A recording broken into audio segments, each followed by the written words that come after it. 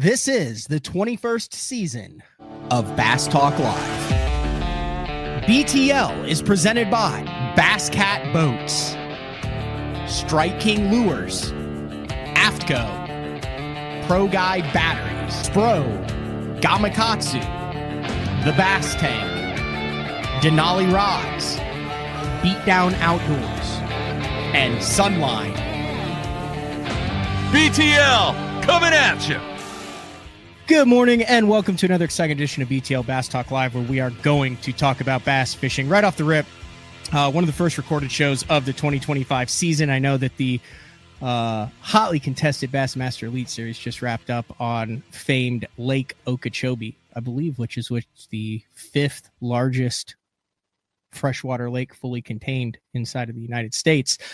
We will be going live. I'm actually at the Bassmaster Open practicing on Kentucky Lake Division 2. We'll be going live Tuesday evening with Matt Steffen, Miles Berghoff from the house there, but wanted to get a couple recorded shows in this week to make sure we had a full week of BTLs. And boy, from the looks of things, recording the show on a Thursday evening after the first day of Okeechobee, there's going to be a lot to talk about on Tuesday when we go back live. But if you've been listening to the BTLs this past week, had some really good guests, legendary Rick Pierce from Bass Cat Boats, talking about 40, 50 years in the industry. He's still competing in tournaments as well. Randall Tharp, millions of dollars in earnings there, got his take on stuff. Younger angler Jacob Wall, we had a 2.5-hour show where he kind of talked about what's going on over at on the BPT, and then a bunch of news from the industry. So I'm going to be honest, guys, like I've been a little bit of industry fatigue. It's happened a little bit before. It happened kind of during the split in that 2018, 19, 20 time frame where, you know, you do these shows, you're talking about fishing, you're talking about tournaments, how things are done, how the guys are catching them. You know, you got Mike McClellan on, who's giving tips on a mixed stick, stuff like that. And then you end up in this, I don't want to call it a rut, but it's like an endless news cycle of industry news that has nothing to do with actually catching fish. But I mean, it's the industry that we're in. So there's been a guest that has been on my radar for a decade. This is no joke, a decade. I started watching his content 10 years ago when I was the pro staff manager for Pure Fishing. That was back in the day. I carried like 2 rods for everybody on the Pure Fishing pro staff, and then I carried like 70 rods for Mike Iaconelli, because miraculously Ike goes through fishing rods like most of us go through paper plates. So I did that for a couple years, but one of the key contacts there was Kevin Jarnigan, who I worked with through a place called Blue Heron Communications, legendary. Gary and Ron Judici ran that. And Kevin had a buddy who worked at Field and Stream. And part of the job there was like, you know, you're trying to get your product in the magazines, on the shows, on the TV and all that stuff. And there's a dude at Field and Stream named Joe Cermele who also had like a very cutting edge fishing show at the time online. It was like heavy metal and rock music, a lot of big personalities out on the East Coast, and it was called Hook Shots. And they would be like fishing for rockfish, which is also like striper. And then they would do like just like gnarly stuff in Jersey, just stuff that wasn't tournament bass fishing. So I said, you know what? I'm going to reach out to Joe. I think I had correspondence with him maybe 2 or 3 times before in my life, just through Facebook or Instagram. And we're going to have a good old fashioned For the Love of Fishing show. And I also want to get his take because, I mean, he's worked independently. He's the fishing editor for Field and Stream, I think, for over a decade. He did some work for a number of years with MeatEater, which is, you know, by far and away the king of content in that hunting outdoor space. With what they've done is amazing. Get a little bit of his take on what the outside world thinks of bass fishing, and then just talk fishing because he's done a lot of cool stuff. Right now, he currently is independent. We'll bring him in, let him tell the story. Joe, thanks for jumping on BTL. Was that a fair introduction?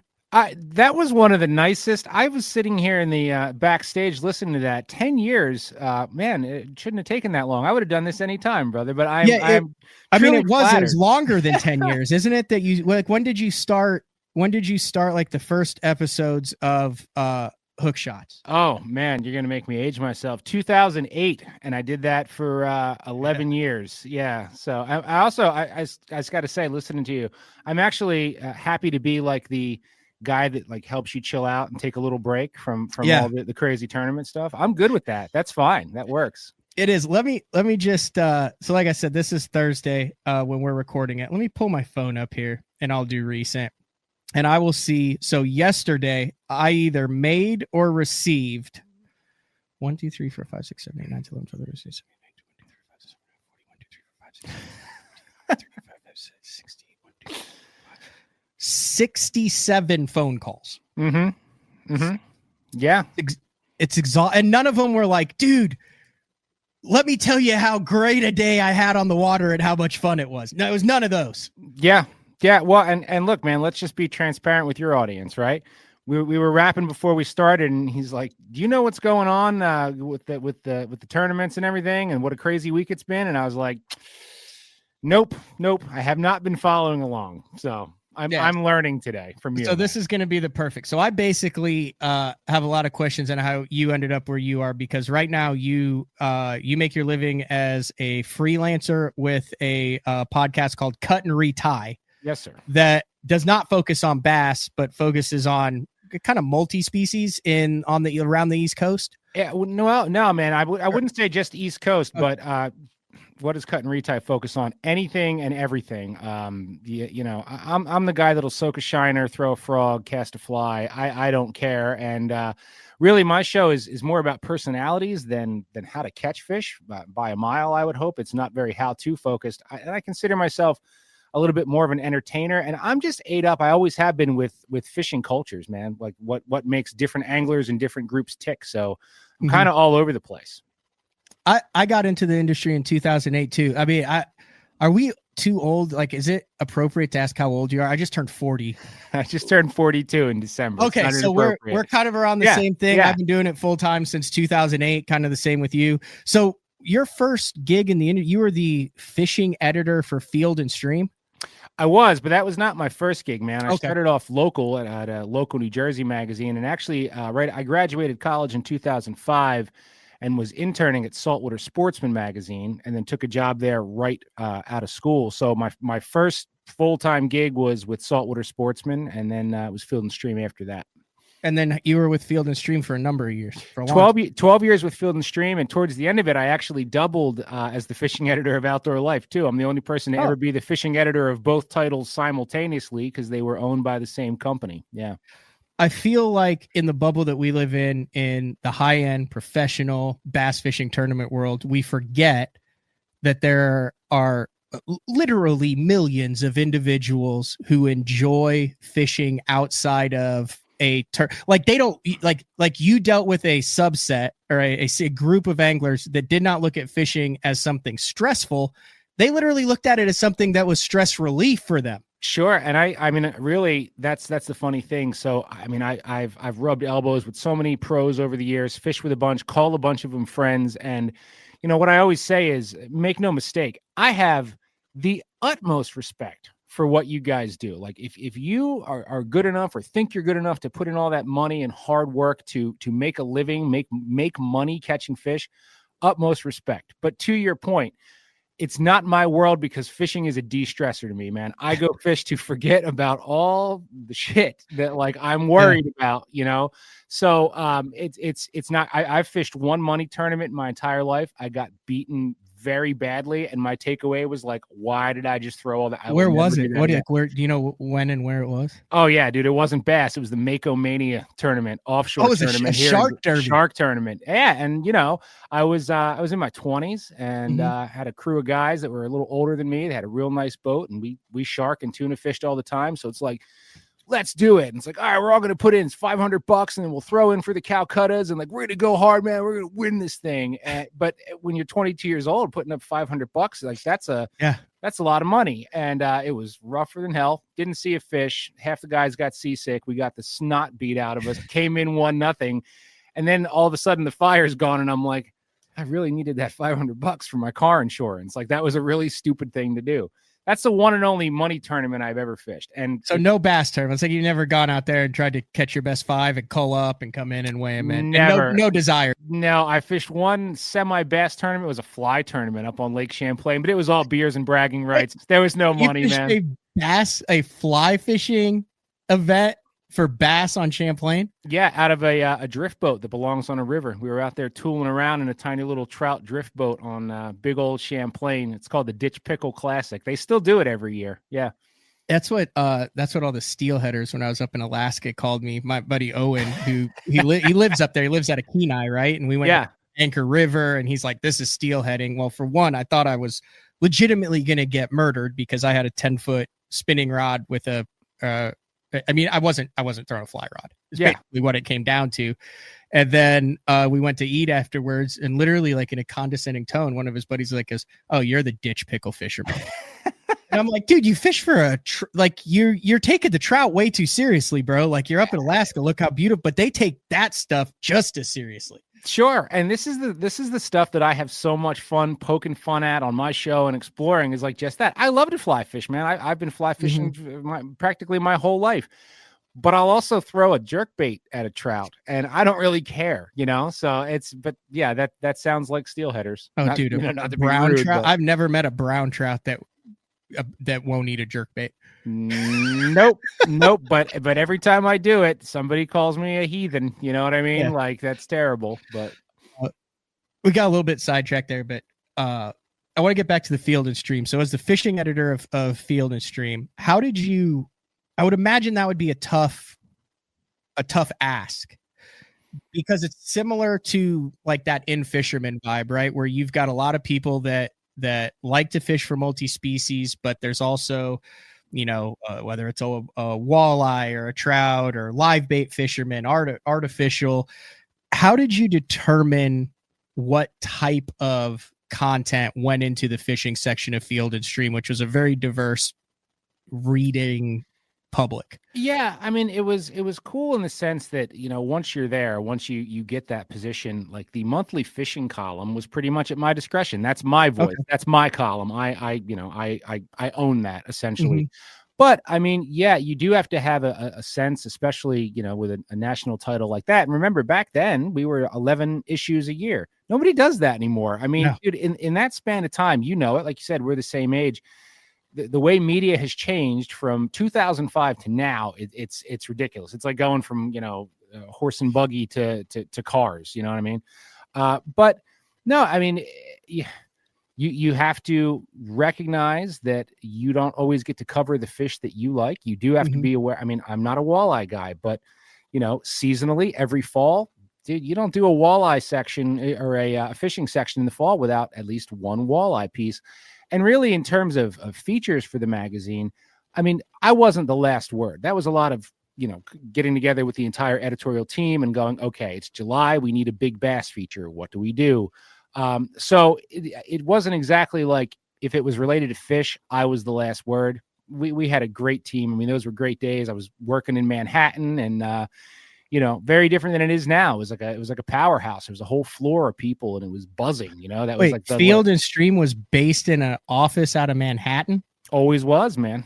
Wait, what? I had no idea. I was thinking like log cabin up north somewhere. No, sir. Midtown Manhattan. That's where Outdoor Life and Saltwater Sportsman were too. Because you got to remember, if you go way back 50, 60, 70 years when magazines were king before all this social media and stuff we're doing now, those were big titles that needed and wanted to be in the hub of publishing. Well, where was the heart of New York the publishing industry? It was New York City. Yeah.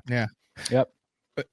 What percent of your reader base would you say were bass fishermen? And then what subset of the guys who fish for bass would you say followed tournament fishing when you were at Field and Stream from 2008 to 2019? 2019. So basically the span of the Elite Series from 2008 up until the split. Well, it's really hard to answer that. I mean, I don't have hard data to support it, but I mean, you never passed on bass at certain times of year, because if you did a reader survey or whatever it may be, or for that matter, you talk to your ad team, you're always working with the ad team, marketing team, like what do we need based on what ads we can sell in. There was always a sense that you don't sleep on bass. Bass is always number one. There should be a little something bassy in every issue. So if it's December and you can sneak a 300-word winter bass tip in there, you do it. If it's July, I feel like July was always our big fishing issue. And quite often, man, that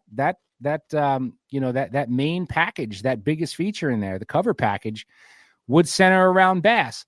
But it's really hard to say how many of our readers were diehard tournament guys.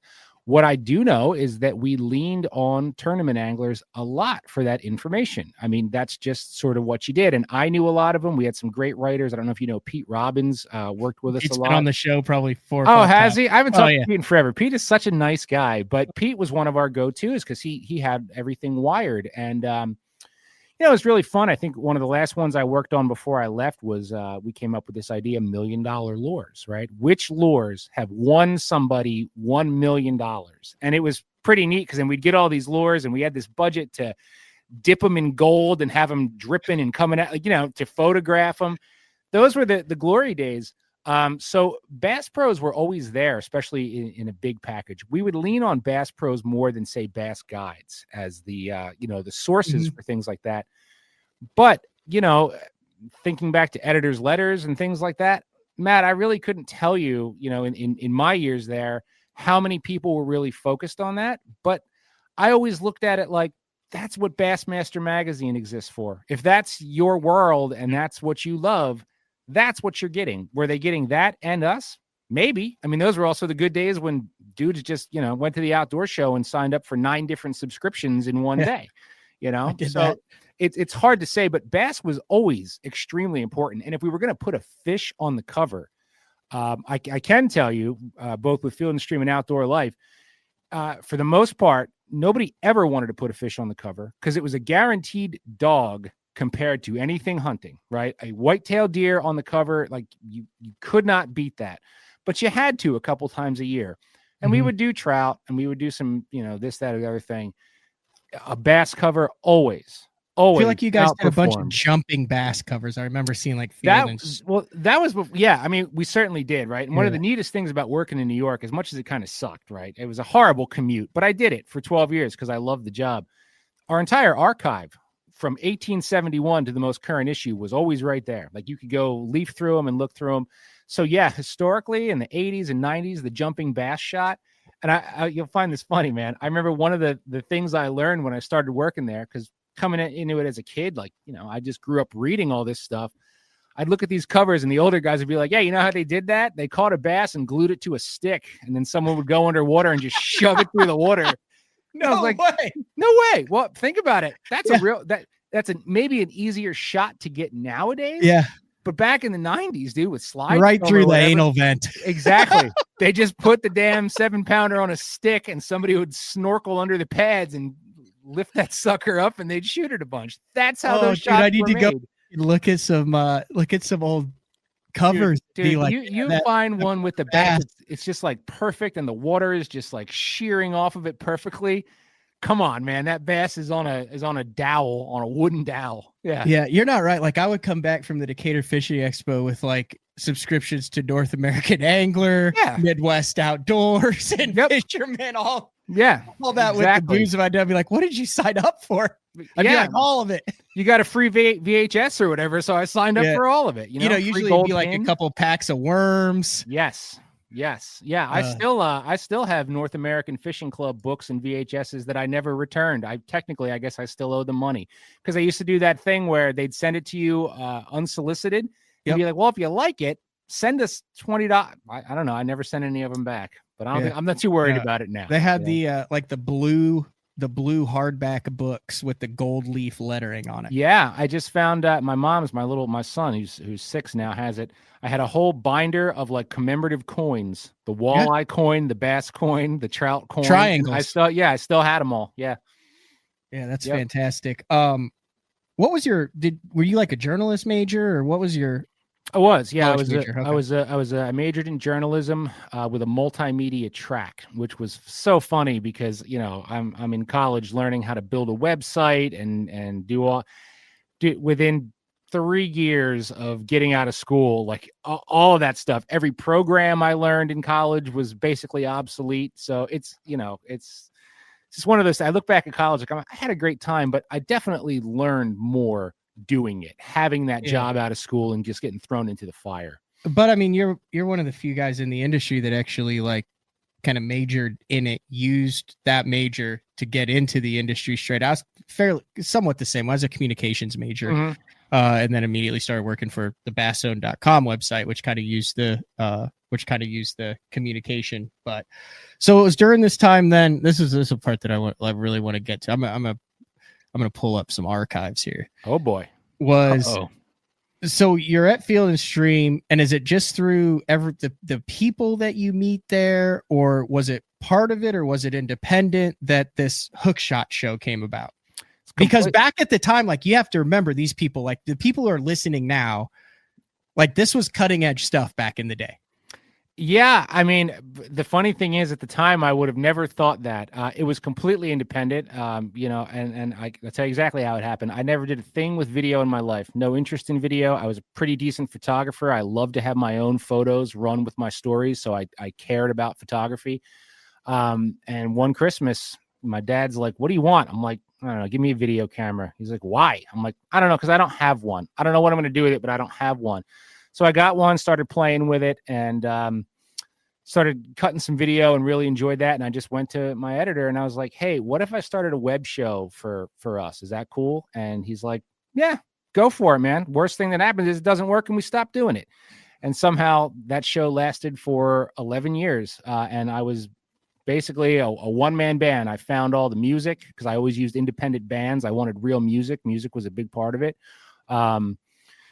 Produced it, hosted it, did all the travel arrangements, top to bottom. That show was all me.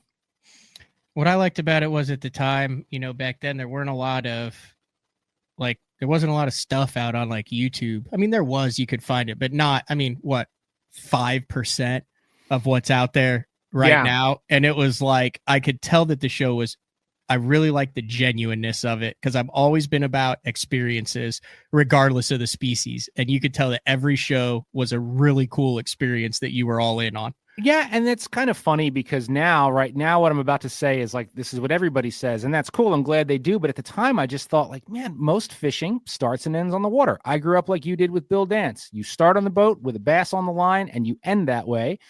And I was just thinking, my God, like, so much weird crap happens on fishing trips. Like, it's just not always good. Like, there are disasters, there's glory, there's ridiculous stuff. So in a way, at the time, my only motivation was just like, I'm going to make the fishing show for the guy who's anti-traditional fishing shows. And again, that sounds dumb now because we've come so far and so many people, do exactly the same thing. But I'll tell you, Matt, I didn't look at it as anything revolutionary at the time. I just was like, if this works, I'll get out of the office a lot and go to all kinds of cool places and fish with all kinds of cool people. And that's, it's funny because I'm super proud of being the fishing editor of that magazine. I was the youngest in the history of the magazine, and I cherish that. I do. I still can't believe that happened.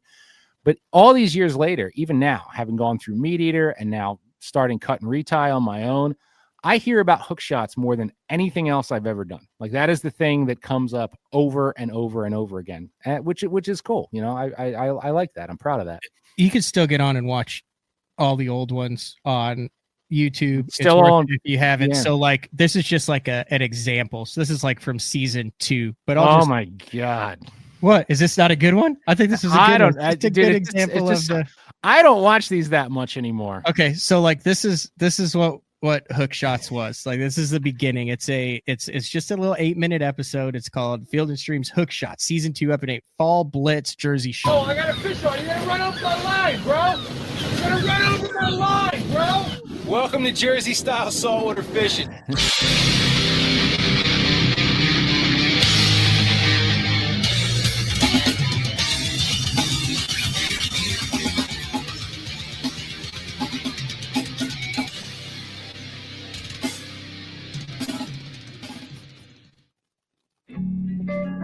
So this is all you. Like you're All doing me, all the and cutaways, one camera that your dad got you. Yeah, this is completely me, and you've chosen one here that's like from year one, which is cool. But and see right. My editing got much better after that. Like that's a very, very old one you just pulled, man. Yeah. Well, yeah. I mean, I wanted to pull. I wanted to pull an old one. Like here. Like here's a fishing one from Falcon Lake. Oh, that was a trip. Yeah. Multiple crackheads. Right? So this is like 3-4 years later. Oh yeah.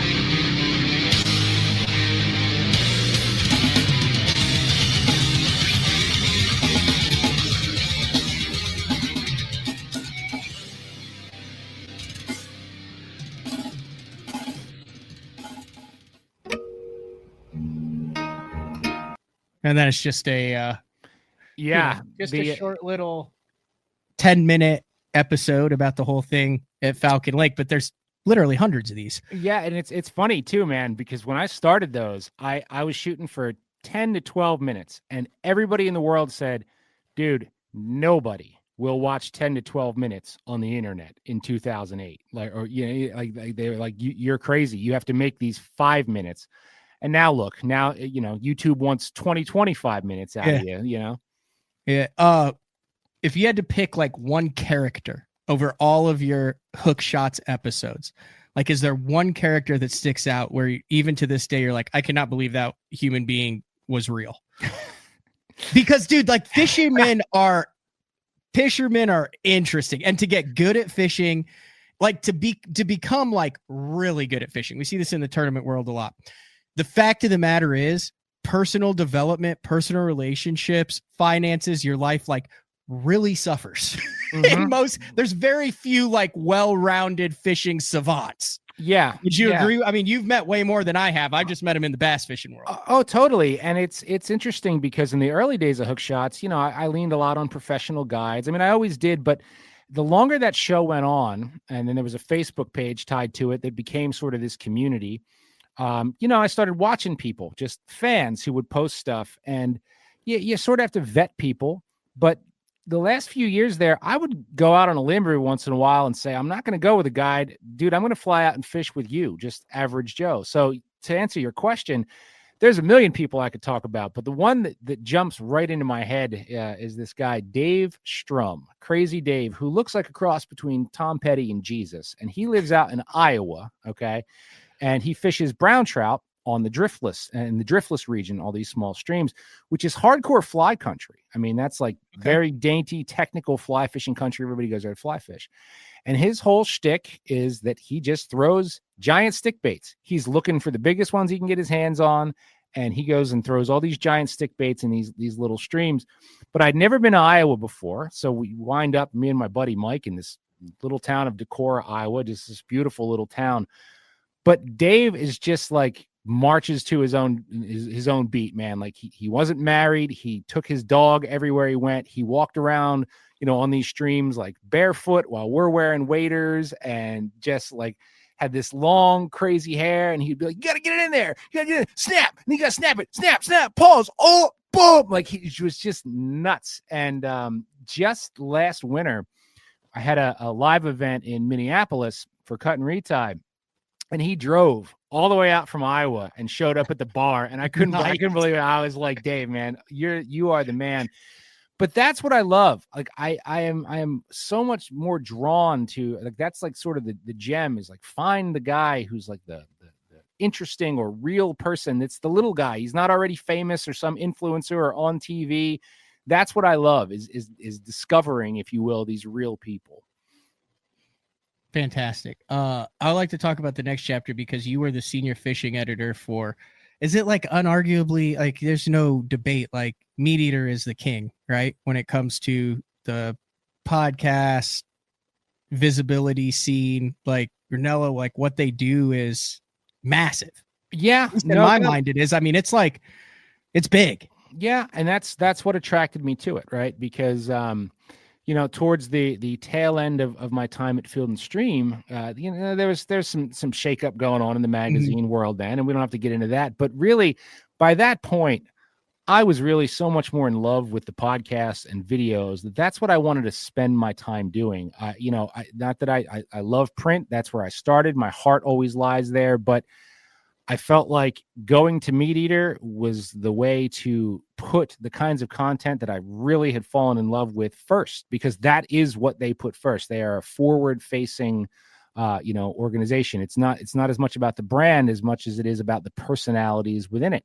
So, I saw that opportunity there and took it. And, I'll just say as impressive and awe-inspiring as it can be, and seeing what they did, it turned out to not really be the right home for me. Mhm. But what I learned there in 2 years working with these incredibly professional podcast production teams and sales teams and video teams was truly invaluable. And I wouldn't change that for the world. And even there, I had a series there. I was on a few of their fishing series, but I had one of my own called B-Side Fishing that went for 2 seasons, which was sort of hook shots, only a little bit more profesh. And I insisted on cutting it myself. And they were like, you can do that, but we're going to train you on Adobe Premiere, because I'd only been using iMovie. That's all I knew. Hook shots was iMovie for all those years. That's what I cut with. So it was an incredible learning experience. Yeah, you also hosted a podcast over there, almost probably right around 100 episodes, called Bent. Yeah, that was the podcast there, and my co-host was my good friend Miles Nolte, who was the fishing director at the time, and he's still one of my good buds. He's on Cut Retie all the time. But yeah, Bent was great because Hook Shots had exposed me to quite a bit of audience over all that time. But then, Bent put me in front of more, and it was funny because the sort of aftermath of that was like all these people reaching out going, where the hell was I for 11 years of Hook Shots? So it's funny. I had this idea when I went to MeatEater to stop talking about what I did in the past. Like, don't talk about Hook Shots, don't promote that. Like, that's there and this is now, and just push this going forward. And now, after all this, being independent, I look at it like it's like being in a band. Those were your early records. Doesn't mean they're not good. Doesn't mean you shouldn't tell people to go listen to them. So now I just kind of see it as this big collective work. Dude, I do the same thing. Like, I look back, like every once in a while, I run across like a podcast from 2010, and I'm like on there enthusiastically giving my opinion, and I'm like, God, just shut up. Oh, dude, myself 15 years ago, just like, you don't know what you're talking about. You sound like an idiot.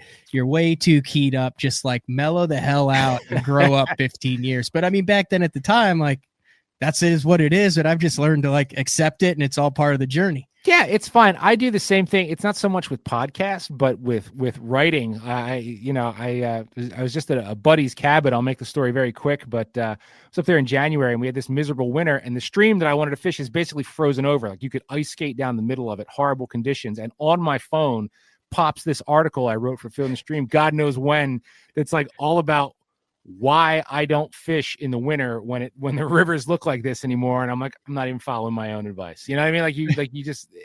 I get bitten by old things I wrote because there's so much of it out there. Do you ever I always thought I had such pretentious openings. Like, I was always trying to be like, instead of just, hey, let's do an informative fishing article. Like, I would always try to like throw something in there that was either like witty or like insightful. And then I just like went back and read, because I wrote a lot of stuff. I would write 4 2,000 word articles a week for BassZone.com, and then also for Bass Times, just a bunch of the publications. I go back and read it, and I'm like, it's like obvious I'm trying too hard back then.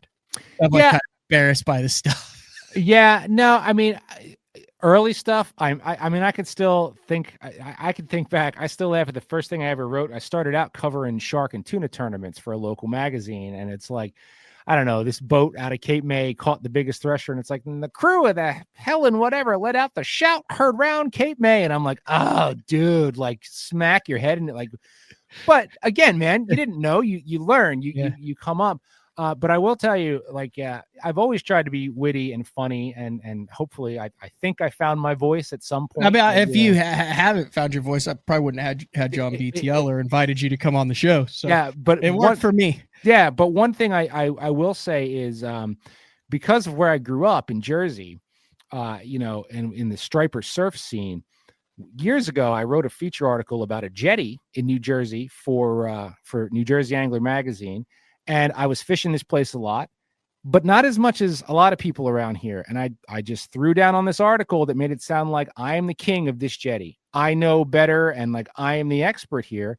Well, dude, I mean, that was spot burning before spot burning days. Oh, yeah. I got lit up for it. And I'm glad that happened. I mean that, because going forward in my career from there, I was always cognizant of that and giving credit where credit's due. Don't learn something from this guy and then write an article like you made that shit up. You know, I've always been about attributing and saying this guy taught me this, or, you know, whatever. So it was a lesson that I was glad to learn very early.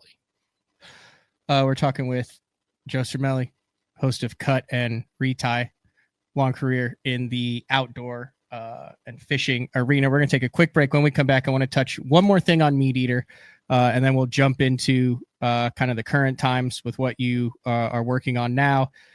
I'll give you a couple minutes to think about it, though. Like, I would just be curious, and I know you don't like speak for them. You're there for a couple years, but like that, the vibe at a place like MeatEater for like tournament fishing. I know that they had Brandon Polinick and Carl Jacobson on the show and things. It is outdoors. They do, you know, for the seasons, we'll have fishing shows. But like, is that even on the radar of the big outdoors things? What is that vibe for such a big production that focuses so much on, like, you know, the nature and the experience, and that what that is when you bring in the sparkly bass boats and the sponsors and the high dollars and the 250 horsepowers and 100 boats racing at 70 miles to themselves and sell it to the. I'd be interested to get your take on it. It's Joe Cermele. It's BTL on a Monday. We'll be back right after this. This is Gamakatsu's new Nano Alpha line of hooks. If it looks familiar, that's because they are. It's the same shapes and sizes in the round bend and the EWG and in the new Horizon head that you know and love from Gamakatsu. But there are a couple new features with this Nano Alpha, which is this little green label that you see on the packaging. First off, 2 times faster hook penetration. That's because of the Nano Alpha smooth coating on it. And also it is 4 times more corrosion resistant. Check it out, Nano Alpha. I've been using Sunline Shooter for the majority of my career. Millions of dollars made, lots of bass caught, and the gnarly, gnarly stuff. If you need a abrasion resistant, tough fishing line for the really, really mean stuff, Sunline Shooter is for you.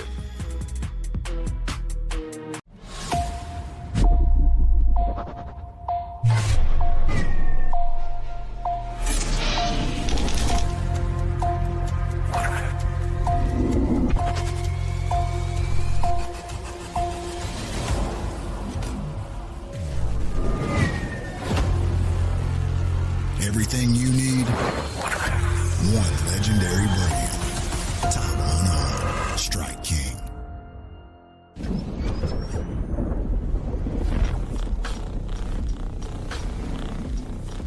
Gear that just plain works. Cast after cast after cast.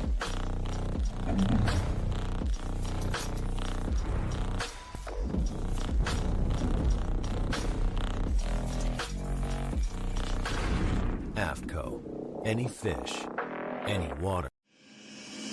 Pro Bass Adventures is reinventing Mexico bass fishing. With boats equipped with 12-inch Garmin units and LiveScope Plus, free loaner fishing rods, and no-cost airport transportation, Pro Bass Adventures is proudly putting you in the best position for success. Pro Bass Adventures has lodges on Lake Baccarat and Lake El Salto, Mexico's 2 best trophy largemouth bass lakes. Visit probassadventures.com or email probassadventures@gmail.com. The official Mexico fishing lodge of Bass Talk Live. Welcome back. BTL talking with Joe Cermele. I'm going to detour before we get back to MeatEater. This is at the risk of it. You might not be the guy I'm thinking of. But if that's the case, we'll just get right back to MeatEater. Did you do a fly fishing deal in Mexico for big bass? I did, yeah. At that was Picachos, yeah. Mm-hmm. Okay, I remember that. That was awesome. Like, yeah. I remember watching that episode, and wasn't it like God, this is how long ago was that? Because I watched it right after it came out. I remember it was like a struggle. You hook some big fish. I want to say 2018. I got invited down there. My buddy Tim Romano, who's a big time photographer and fly fisherman. Yeah, that was probably the second to last, or maybe even the last season of Hook Shots. But yeah, the guys at Anglers Inn wanted us to come to Picacho specifically to fly fish, because they were trying to hype that lake to fly guys over El Salto. I thought it was amazing. It took us a little while to get dialed, but once we did, it was amazing. Yeah, I've been to El Salto twice now, and it's just so dumb. Yeah, it's so dumb. Like we had like 19 in like a 2-hour topwater period. Me and my buddy Darren, we had 19 over 6 on a scale eat a spook. Yeah, well, dude, my biggest largemouth to date is still 8.5. Right, I've not broken 10. And you had mentioned Kevin Jarnigan, our mutual friend, in your intro, and I've been to El Salto with him, and there were a couple 10s, maybe an 11 caught when we were there, but it was all guys dropping, straight down those submerged trees. And I was straight up like, I don't want to do that. I'd rather catch the smaller ones on the spooks or spinner baits over here. Fun. Like, that's too technical for me. I don't want to do that. So, like, to give you an idea what kind of bass fisherman I am, although I have gotten very into glide baits lately. So maybe that'll be my tenets. Yeah, I'm late to the party, but I've been enjoying it. No, you got to go back to El Salto. My buddy Kevin Rogers just went there, and he had like several 80+ fish days in January and on like every glide too. Yeah. When we were there in December, they hadn't really moved. Like I wouldn't say they moved up in waves yet. I'm not acting like I know the fish movements on Lake El Salto. It seemed like they were very pre-spawn when we were there in early December. And then I think they moved up by the time he was there because, dude, he literally texted me one day at lunch and was like, because they got Elon's deal going there, so you can go in and have a margarita and make sure what's going on in America's copacetic. Yeah. And he's like, dude, 60 before lunch on a glide. I was like, yeah. Nah, dude, I've caught the bug. I got some buddies who make some nice ones. So like even I might tomorrow after we record this, I think the ice on a couple of lakes here has finally come off. Like I'm chomping at the bit, like that. But that's a fairly recent thing for me. Very nice. All right. I just want to touch on this. Like I said, MeatEater's had Polinick. They've had Jacobson on. Like that whole crew, the Casa crew, when you listen to that, they sound like they respect it, don't really understand how professional bass fishing works, somewhat intrigued with how it works. Also, maybe a little like, not sure about this thing. Yeah. Is that kind of the vibe that you got from working with that? Like what is the outside world, the outdoor industry outside of the bass fishing world? You've been around a lot of these guys, whether it be field and stream, whether it be in the boat with them, other species, the MeatEater thing. What would you say the general consensus, you can be brutally honest here, is of the tournament and professional bass fishing world outside? Or are we so self-absorbed that we think everyone else is following the tournament world outside and it really doesn't exist and not talked about at all? Well, I don't know. Are you self-absorbed? That I can't answer. And I'll do the best that I can here. I don't think that that there's sort of a lack of love or respect for it. I've just always looked at pro bass fishing like any sport. Either you're in or you're out. Some people are ate up with NASCAR. Some people are not. I'm not a sports guy at all, man. And I live right outside of Philly. The only game I watched was them, kill the Chiefs in the Super Bowl. I don't really do sports, right? Okay. So, to get back to your question about MeatEater, I do think that there's a respect there for those skills, just as I have it, but at the same time, if you look at that brand, and I certainly don't want to speak for them, but that's hinged on, harvesting, you know what I mean? So just catch and release fishing in general, not really their thing, which is part of the reason why it was difficult for me to make that home, because I eat fish, right? But not always. I catch and release too. But and this is the truth. In my circles, I know a lot of anglers. I have friends all over this country. We're shooting the breeze all the time. Even the ones that I know are into pro bass fishing don't bring it up to me because they know I'm not. So I never hear anybody in a lot of my circles, just go, hey, did you see what so-and-so did on Okeechobee last week? I just feel like pro bass fishing, you are either in or you're out, and those who are out aren't really thinking about it at all, to be completely honest. Like they're just not thinking about it at all. They're thinking about fishing and doing their own thing and maybe catching their own bass or whatever. But I find it very, very niche, and that we're not thinking about it one way or the other. We're just not thinking about it. I couldn't agree more. I'm totally with it. I do think that, so similar to like, let me see if this comparison's right. So like Formula One, I don't follow Formula One. I could name a couple guys. I've watched the Drive to Succeed or whatever the documentary is. Like you get in on that and you watch them and you're like, boy, these guys are crazy. And they're like little bitty guys with these big personalities. But a lot of I'm going to butcher this, but the gist of it is there's a lot of safety innovations and automobile innovations that are derived from Formula One that trickle down through all of the different brands that, when we get in our car on a daily basis, like there's some sort of link up there that transfers down. I think from my skewed perception, a lot of that is like professional bass fishing with recreational fishing too. So there's a lot of things that maybe you wouldn't do as recreational fishermen, and you may not even know how the Pro Tour works. You might not have ever heard of Kevin Van Dam,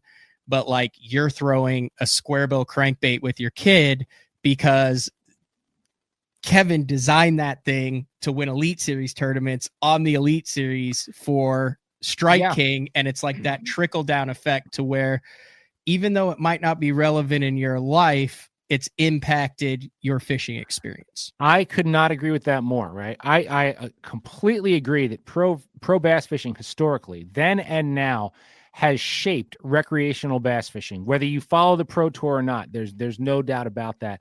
And I think to some degree, Matt, you're right. With certain lures and things, it's like, all right, KVD designed that. I heard that somewhere or read that or know that, so I'm going to try that. But really, and maybe this is me just being cynical. Like you look at something like the Senko, that ultimately trickled down from that world too. And now everybody uses that. So while these things do trickle down, do the people it trickles down to who adopt it really know or care which pro or who was doing it or where it came from? Or now, right? Did you just see some kid on YouTube using it? Was that the reason? So even there, you're 100% right. Like it shapes recreational bass fishing, but how many recreational bass fishermen are paying that much attention and knowing that? I'll give you a great example. I'm a huge fan of the Smith with Rattling Rogue, right? Like it's like one of my favorite stick baits. I like the Junior. It suspends real nice with one suspend dot. I might know a guy who could hook you up with some of those, Joe. I know the same guy, and there's some in the mail because I just lost a bunch. Okay. But you have probably other guys. But somebody said to me not long ago, they're like, yeah, they were about to go away until KVD won a tournament on them, and then they came roaring back. You tell me, is that true? Because I had no idea. The Smith Rogue was big in the 90s, and then in 2005 at the Pittsburgh Classic, which is the all-time lowest weight, Kevin Van Dam won it on smallmouth off bridge piling. So I want to say 13 pounds. He was throwing it on spinning rod and reel, and a lot of his, including the big bass of the tournament, which was only a 212, were caught on a old school rattling Smithwick Rattling Rogue, which kind of reinvigorated that brand. Yeah. But my point is, I just that was so nerdy. Sorry. No, it was not nerdy at all. That's not nerdy, dude. You answered the question, because this is my point. Like I started throwing them when I started fishing the White River in Arkansas for trout with those old timers down there. Like that was their lure. So if they were about to die and then came back because of a play that got made in the bed, cool. I don't know that. And I feel like that's what happens with a lot of these trickle down things. It's like, yeah, we use them, we loved them, but how many people really know who that started with, where that came from? Yeah. And the interesting thing is it's a symbiotic relationship because the tournament world is small. So a lot of the high end stuff, I agree, is, the guys who make money in the industry, they pump it back in. It's very small. It works. But those baits, like you may not even realize when you buy a Cinco or a pack of baits or something that you're using to catch fish recreationally, that's a percentage of that deal, a royalty deal goes back to that angler who did it for that company. Sure. So you're putting money back in it. But then that angler also relies on someone who has never heard of him or her or tournament fishing or cares about it or ever will care about it, because there are so many recreational anglers that use that product, and they just know that when they go out, they catch fish on it. So, that angler is benefiting from a pro he's never heard of or followed, and that pro is benefiting from an angler who's not even a fan of professional bass fishing, but they're both benefiting from each other. Sure. And to be fair, right, just in case your listeners are like screaming at me when they watch this. No, we got all rational listeners on. Well, what I was going to say was, just because I'm saying that I don't think just your common, generalist angler gives that much thought to pro bass fishing in general, you're talking to a guy who does not put largemouth first. Like, of the two, I'd rather catch smallmouth, but I'd rather catch a trout before both of them, or a striper in the salt or whatever. And you run with like people, right? Most of the people that I run with and are my contacts and my friends think the same way. So just because I'm seeing that, I'm sure that there are thousands of people who cling to that and go, what is he throwing? I'm going to go buy that. It's just not my circle of people. Was it scary going independent? Absolutely. I'll tell you, on one hand, it's, I'm the happiest I've been in my career. No doubt. Right. I was, very burned on just corporate media in general. But yes, is it stressful? Absolutely. Is it more stressful? In a lot of ways, yes. It's different though, because it's sort of your own stress. And I know you know what I mean. It's like the problem's only yours, like, to figure out. You don't have to, make the group happy or whatever. So no, truly, I'm happier than I've ever been. But hell yeah, it's stressful. Yes. Fall of 2022, kind of out on your own. I see it in the background there. I got the, I don't know if wait, there's mine.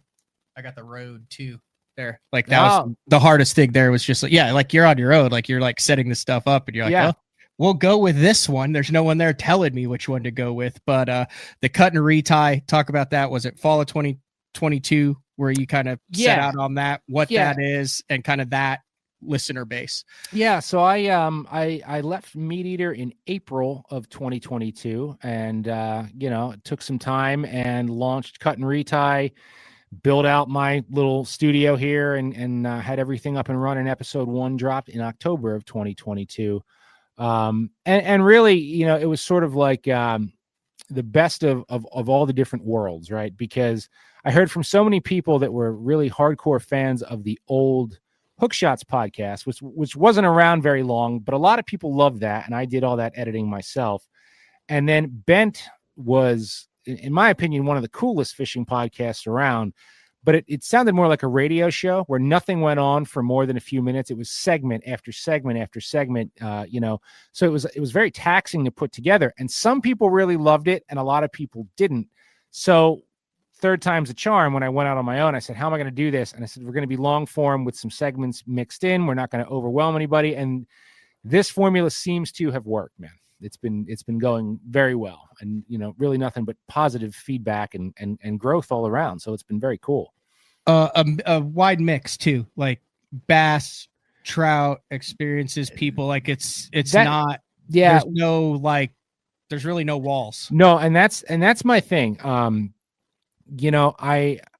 feel like I'm one of few people who've been around this long who've stayed unsiloed, because everybody is. I mean, look, you're tied to pro bass fishing, right? There's bass podcasts. There's a million fly podcasts. We're a saltwater podcast. I don't want to be an anything podcast because I fish for everything, and I've always had this attitude.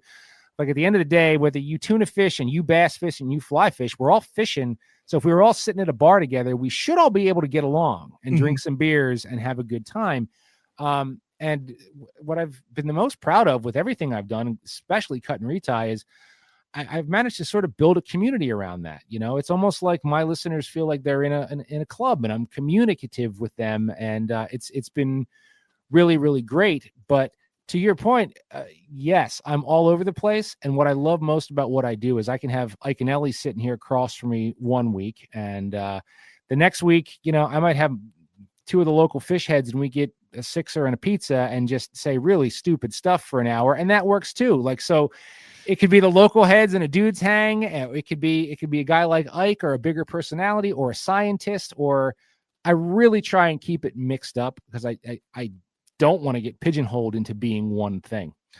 In the about section on the Apple podcast, it says, no matter how you fish or what you fish for, Cut Retie with Joe Cermele, never techie, always metal injected. Let your guard down and stop taking fishing so seriously because it's just fishing, man. Yeah. That's not, I wrote that too, Matt, but that's not too cringeworthy. That wasn't too long ago. Well done. All right. So we're going to take bass out of the equation. So you can't say red eye, Guadalupe, Alabama spotted bass, Kentucky spotted bass, largemouth, smallmouth bass. Mm-hmm. You're talking to a lot of guys who primarily, it might be 95% of their fishing is bass fishing. Sure. I want you to give me the top 5 species, not like Amazon stuff, but like that exist in rivers, lakes, areas around them that bass anglers are missing out on by not targeting. Okay. So we're going cross country here then, right? So I got to mix it up a little bit. Yeah. Okay.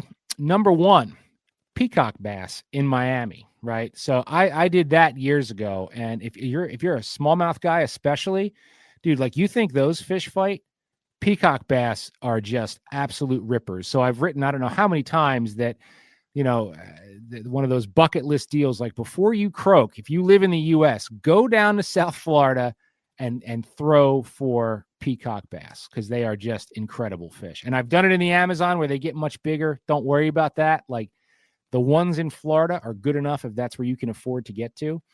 Okay. Here's one that'll really piss your guys off, but I mean it and I'll own it. Snakehead. Go catch a northern snakehead or a bullseye. I think the northerns are much more badass, but I'm actually addicted to those. I spend more time in the summer fishing for snakeheads around here than anything else.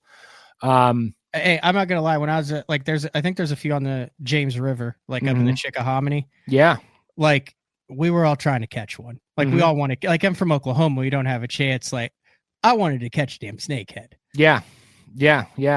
I think they're cool, man. And I know I'm not saying they're supposed to be here. I get the whole science of it, but it's like, dude, if you like throwing frogs, like how can you not? Yeah, how can you not? Newton, who does his fishing, he's big on them out there and on the Potomac. Yes. So so peacock bass in Miami, snakehead on a frog. On frog, just on top water, right? And look, they eat subsurface, but like that's not what you do that for. You want the stock. Snakehead on top, number 2. Flathead catfish, man. Like I am not opposed to sitting on chunk baits, and I don't know how the bass crowd feels about flathead catfish. I think they are the most badass of all the catfish in this country, and I love them. And there's even opportunity around me. I know it's not unique to here, but there's even some opportunity to catch them on jigs and stuff at certain times of year, in the spring. So I take bait fishing as seriously as anything. So I'm very big into catfish. Like, does that get you like is that jacked up? Like when you've got that chunk of buffalo out there and what? That's potentially what you use, right? Well, not out here, but yeah, carp or shad or whatever. Little chunk of something dead out there. Yeah. And all of a sudden you got the live bait clicker on the old Abu Garcia where it's like, and it's just like, you got it set up in a hole that just looks right. And all of a sudden it's, I mean, that to you gets you going just like a guy on side imaging looking over and seeing a school of 4 set up on a shell bed. Absolutely. And it drives me kind of nuts because people look at catfishing as like really dumbed down. Like, I just get a hook and stick some chicken liver on it and go. No, dude, I am pain. Like I like go through pains to do the rigging. Like I want this length and this knot and this, like I take that just as seriously. And yeah, especially with flatheads in the dark. To me, that's a rush, man. That thing bends over. You don't know if it's a 2-pounder or 40-pounder or what's eating that. Yeah. I think catfish are overlooked by a lot of people. Number 4, striped bass. Now, we'll keep it freshwater, because I will actually say I live, close to the coast. I've been striper fishing my whole life. I actually think that river stripers are cooler than saltwater ones in terms of the environment and how they fight. Like a river striper will knock the snot out of a saltwater striper in terms of fight. I wonder why. I mean, I think it's current, and I also think it's just a lot of the drive. Like the fish that we get right up the Delaware here in the spring, they'll be here in a few weeks. You catch a 30-pound fish here that's up here to spawn and eat. Between the current and how much madder that fish seems when you hook it, that same I will chase that fish downriver here, and I'll land it in 45 seconds on a boat in the ocean. There's something different about river stripers. I've done it on the Clinch River in Tennessee too. God, out there, man, I don't know if you've ever done that. You can catch like a 36-inch striper that weighs 36 pounds. I've never seen a fish like that tall and stout, but they rip in rivers. Well, you mentioned the striped bass. You would know this. I don't think I've ever talked to anybody who's done it. You mentioned you had an article about it before. Is there a more competitive and intense scene in the country with more unwritten rules than the surf rock fishing out like in Jersey and in that New England area? Like everything I've ever seen on that, I was like, I would be petrified to just go try that by myself, because I feel like I would instantly piss off 75 guys. No, I mean, am I looking at that wrong? Well, you make it sound like you're talking about it in like a tournament sense. As if no, it just seems like it's like those guys are incredibly intense about their spots and where they're fishing and how everyone's casting and when they're running. And there's key spots where the guys that have been doing it for 30 years are standing, and you have to have you have to work your way up to. Am I wrong on that? No, Am I making too much of it? No, you're not, man. And that's like in high school and college, that was my deal, right? Surf fishing across Jersey. You'd go out to Montauk, out to the Mecca once a year, and scrabble around on the rocks. Put it to you this way. I still surf fish. I'll do it a couple times a year. I hate everything about what that scene has become. It is not the surf fishing that I grew up with. It is toxic. And you say, these guys are intense. I say it's a lot of crybabies, and I live here, so I can get away with saying that, but it is just constant mudslinging, and we're beating a dead horse, but it's pure social media. Like surf fishing has become a group sport now, when that used to be a very solitary thing. It's like maybe you and one buddy, on the rocks or on the surf, and it was like sneaking around in the dark and, figuring things out and dialing something in, and it has just become a group sport now. It's just a phone chain and a group sport. And why are you here? I found these fish, just like you said. And it's like, you know what? I'll go a couple times a year just, for the heck of it. But I do not. And any surf fisherman who's been doing it for a long time now will agree with that. Nobody's going to call BS on that. It's kind of a ridiculous scene. Did you get in on the YouTube channel Morning Tide? I don't think I know that one. Australia, with Briggsy and Brooksy and Cavi. Oh, well, I certainly know who Cavi is. Are these the Cliff guys? These are the Aussie guys who. Yeah.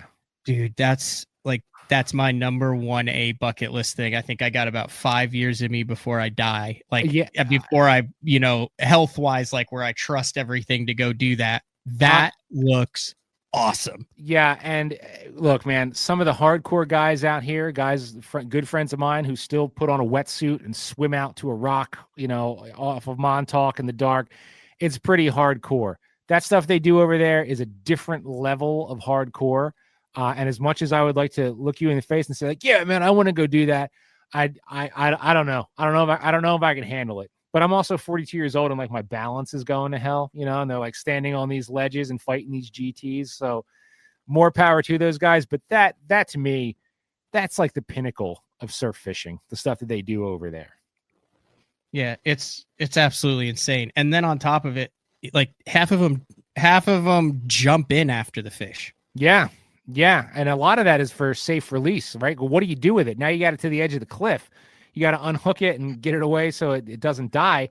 They have no choice. I mean, these guys just get they get the snot beat out of them by the waves. It is some of the most intense stuff. It really is. Yeah, here's like just a little scene of it.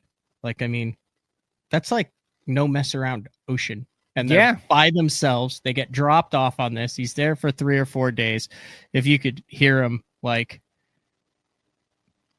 if you could, I don't have the audio on this now, but I mean, it is so intense. Then they get in the water, they show them off. And what's wild to me is around here, you know, to fish the jetties and the rocks and things, you always put corkers on over your boots so that you wouldn't slide on all the algae and stuff or get washed off. You always had corkers on for grips. I look at these guys, I'm like, that dude's out there in like tennis shoes.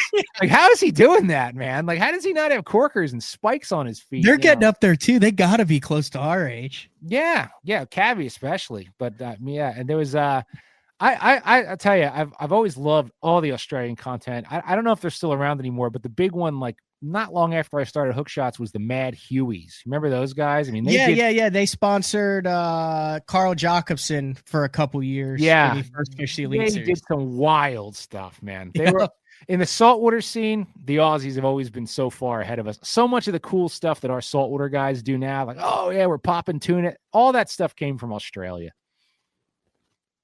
Yeah, they're still posting stuff. Are they still around? Yeah, it's been a while since I checked. Yeah, it was. All right, number 5. We've got peacock bass in Miami. We have snakehead on top. We have flathead catfish on basically whatever you want to catch and cut up. And then you have striped bass, specifically freshwater river striped bass. River striper. All right, I'll throw one more knot out there. How about I would say wild brown trout. Wild being the key, and here's why I say that, because of all the trout in this country, they are the most aggressive. They are the coolest as far as I'm concerned. And I always look at brown trout specifically as like the largemouth bass of the trout game, right? They're wild ones. Again, we're not talking about stock fish or lake run fish that they put in Erie and stuff. I'm talking about a wild stream bred trout, either out west or in the northeast or White River, wherever it may be. I think especially for bass guys, you think of trout as these small things and stock trout, and it's very easy. You like you said, Matt, you've never met a brown trout that won't smack a jerkbait.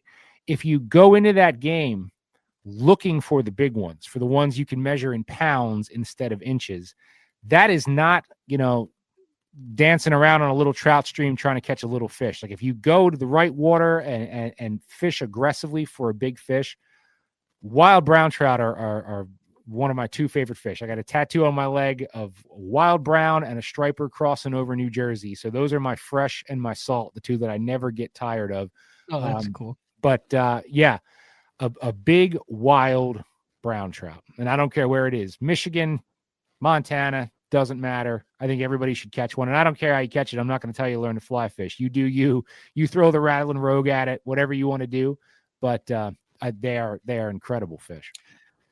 We had a Bassmaster Elite Series that I covered on Bull Shoals. There was a day canceled because of weather. A lot of guys were staying right there at the White River, and Steve Kennedy pulled out a 6-inch Huddleston, top hook Huddleston, and went down by where that dam is on the White, and was pulling gigantic brown trout on almost every cast that thought they were their stalker rainbows and were just like shadows behind it. Giant brown trout. Yeah, I think if you're not in the trout scene, you have people have this habit of thinking of trout as sort of like punks, like, oh, they're not aggressive and they eat little bugs and all this stuff. No, man, a big brown trout is a predator, and I have seen them just do some incredible things, tank flies that you'd never think, fly this big that you'd never think a 22-inch brown trout would go after. They're gnarly fish. They're extremely aggressive, but you have to fish for them in a way that's going to trigger that aggression. It'd probably be less impressive to somebody to catch one on a, floating a little trout magnet or a little jig or something, but a big stick bait, a big streamer, a big swim bait like that. Dude, there's places around here I'm throwing glide baits at them, and they don't always connect. But to be working a glide bait in a river and see a 23-inch brown just arc up out of nowhere and take the shot, that gets my blood pumping. But that's not how most people who don't trout fish think of trout fishing. A couple more non-bass fishing related questions, just because I'm interested and I know you know the answers. Didn't the tuna just go absolutely nuts off the East Coast a couple months ago? A couple months ago, they were sort of hanging on in the Carolinas. Where was it? There was somewhere in Jersey I was reading, and I saw some stuff where it was just pandemonium, where it was like, we've never seen this many giants at Biggs. And then I saw photos and videos of it, and I mean, it looked like Woodstock. Yeah, this late summer and fall for bluefin was pretty incredible. And sadly, I don't tuna fish as much as I used to, least of all the giants, like the true giants. But yeah, and there's a bunch of theories on why that is, but a lot of it is because we've just had such an incredible amount of bait inshore for a long period of time through the fall that actually the last 2 years in terms of big bluefin, Jersey, Long Island, it's been incredible. And it's been so good at times that guys who barely have the equipment, you get these Italian guys in Staten Island, like, yeah, we're taking a bayliner out to catch it. And they do it. They go 2 miles offshore and the dude's dragging a 600-pound tuna back. I'm like, how the hell did he pull that off? But there have been times when it's been that silly that guys who are not even tuna guys are like, yeah, we'll go out there and throw some papas at them. It's been good. One industry question, then I'll let you go. I greatly appreciate over an hour of your time on a Thursday evening to record this. What is the fishing industry as a whole like, outside of the bass fishing where we already talked about that, but in your opinion, that post-COVID where everyone was fishing, it seemed like the numbers were through the roof. We saw fishing sales, we saw all of that. Now we're in 2025. In your opinion, is it growing? Just the fishing as a whole? Is there a lot of momentum going to it? Is there a lot of new blood and infusion in the sport? You deal with guys from a cross section of society that love to fish. What's your thoughts on that? Yeah, I do think it's still growing. The fishing industry from behind the scenes right now, I mean, you certainly know this too. It's funny because things were so good during the pandemic in terms of the fishing industry being profitable, and now it's gotten kind of odd. It's getting a little bit tougher, but that's weird to me because I see more people fishing. So it's this odd thing of like, this sport seems to be growing. Like last time I checked, I believe license sales were still up. Like in the States, I buy for New York, Pennsylvania, New Jersey every year. But the industry in terms of tackle, I see struggling a little bit right now, sort of post pandemic and, economy shakeup or whatever it may be. But I don't think that, there's the old joke, like, let's go back to the way it used to be when fishing was lame. Like, when nobody did it, which is funny because even, as a side note to it, it's like, I'll get young people reach out all the time and go, can you help me get to where you are? Like, I'm in college now or whatever. I want to do what you do. And I'm like, man, the thing is though, when I graduated, there were not a lot of 20-year-old kids clamoring to be full-timers at a fishing magazine, right? Now, everybody wants to do that. Everybody's a writer, everybody's a blogger, everybody's a YouTuber. So I don't see it slowing down. And it's sort of a catch-22 for guys like you and me, right? Because on one hand, I could rattle off 10 spots where I'm like, well, that place is screwed because everybody found it and there's a million people there now.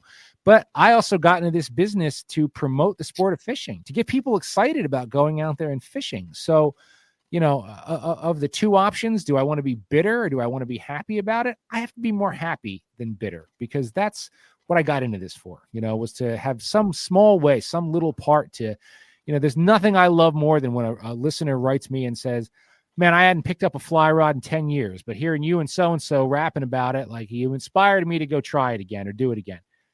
That's the payout. That's what you want, Where can people follow you, see your goings-ons, what you have coming up, follow Cut Retie, give all the socials, websites? Yeah, man. So I am at Joe Cermele 138 on Instagram. I don't have a separate Cut Retie account. All the behind the scenes, anything related to me or the show or anything I'm working on is on that account. And Cut Retie is pretty much on any platform you could possibly want. There's always one guy who'll be like, but is it here? And I'm like, I've never heard of that one. But all the majors, Spotify, Google, Apple, all of them.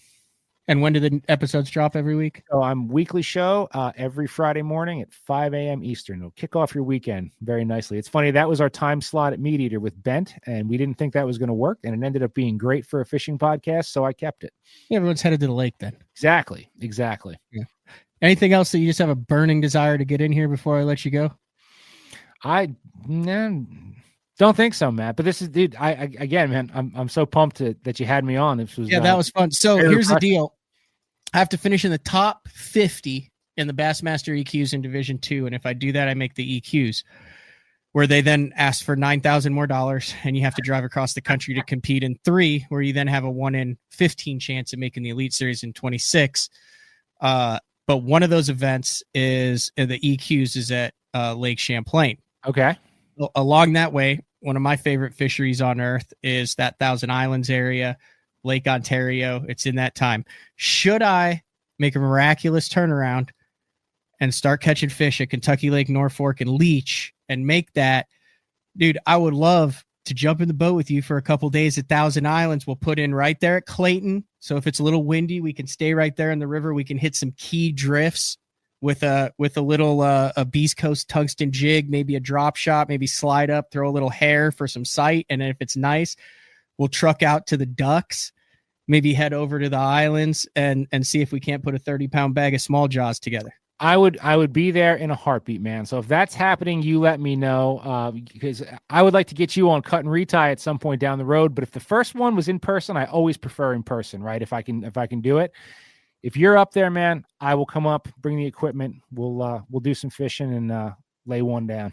All right, long time in the making. I greatly appreciate it. Thoroughly enjoyed a little bit different episode of Bass Talk Live, but I'll say this by closing by saying one thing. When I took over, I had a Mark Jeffries, you found in the show. He did this for 18, 19 years, and he walks in. He said, "Hey, I'm done in January. It's yours." That was over 3 years ago now. I really struggled on who I'm going to have on. What's my content going to be? It didn't take me that much longer. I feel like I struggled a little bit at the beginning. When I said, screw it, I find this interesting. I like this guest, and it's something that it's a guest that I would enjoy talking to. I feel like the quality of the content went through the roof. That's what I do week over week, man. A lot of it's like, do I want to talk to this guy? And I've found the same thing most of the time. If you enjoy it, if you're having a good talk, your listeners like it too. Joe, take it easy. Thanks for jumping on. Anytime, Matt. Appreciate it. All right, there you go. Joe Cermele, host of Cut Retie, also a long career, almost a 2 decades career in the outdoor, specifically the fishing industry, not the bass industry. We're going to take our final break of the show and we come back, wrap things up, and put a bow on it. So BTL on a Monday. We'll be back right after that. The new Puma STS has been redesigned from the ground up. With the angler, design, function, and performance in mind, nothing on this new offering was compromised, and the only thing carried over from the previous version is the name. Based on the Soft Touch series hull that started with the flagship Jaguar, this new model is nimble and performs incredibly well at all speeds with either a 250 or 300 horsepower engine. Featuring a new 96-inch wide-body footprint, this hull measures out at 20 foot 7 inches in length. Industry-leading design coupled with tournament-winning performance. The Puma STS from Basscat. Feel the rush.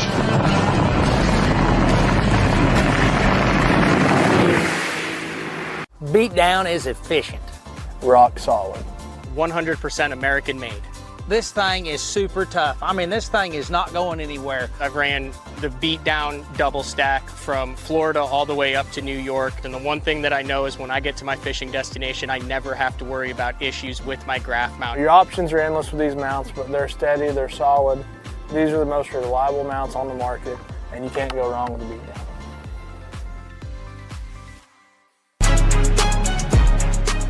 When you're ready to hit the water, Denali Fishing has you covered.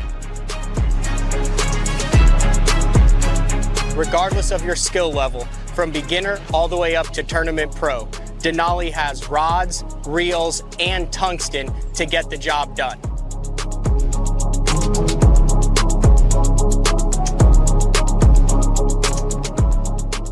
Check them out at denalifishing.com. Your early morning mentality is your every hour mentality. All gas, no brakes. Focus, purpose, power. destined for the water, but confident everywhere else. A calming buzz before the storm, truth of nature itself. You can't catch lightning in a bottle. There's a limit out there, but it's not with your gear. Unrelenting power delivery. Unparalleled weight savings. Keeping you on the water, whether you run a 9.9 or outscoping your best 5. In this rare air, there's power in the silence. It's a mindset, thinking only of the things that matter and freeing your mind from the things that you trust. All right, welcome back, wrapping things up. I really enjoyed that show. Like I said, I've been following Joe since I was in my 20s, doing his own thing. Kind of a very parallel things. He's been in front of a lot of people there with the Field and Stream editor for 12 years. I just asked him a lot about difference. Like, there's so many good people, so passionate about the bass fishing industry, but almost look at it like a family. Like, you know, like you have your family may look different from the outside. Like, everyone would be like, oh man, that's like the perfect family. And in some instances, the people on the outside don't see the dysfunction potentially in the family, but then they also don't get to see the personalities and how there's actually a lot of people that have each other's back. And it really is like a family. So not at all like negative when I was asking him about like how the other fishing communities kind of view the tournament bass anglers. But I do think it is very easy to get caught in.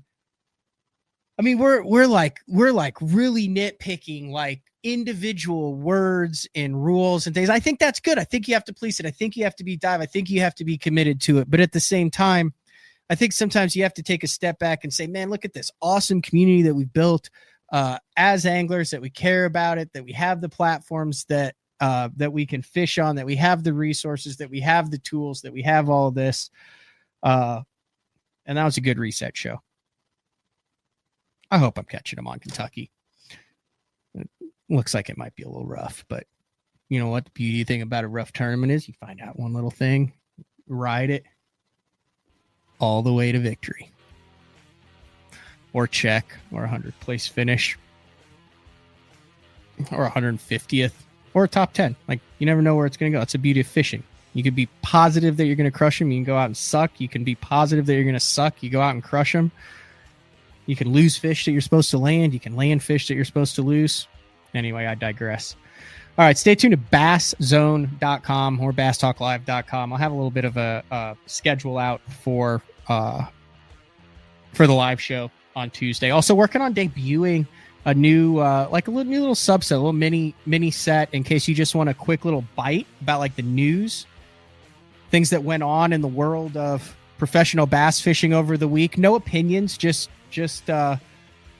objective, you know, who won this on what tournament with how much weight on what bait and what went on in the industry and so in 5 or 10 minutes. You can drink a cup of coffee. If you have a short commute, if you're on the treadmill, you can listen to it. It's called Best on Tour this week. So big shout out to Best on Tour for sponsoring that segment. And there's going to be a segment that's going to come out every Tuesday called Best on Tour this week. It's going to be a standalone segment, just a little 5 to 10 minute thing on what's happening in the industry. So this has been another edition of BTL Bass Talk Live. Talk to everyone later. See ya.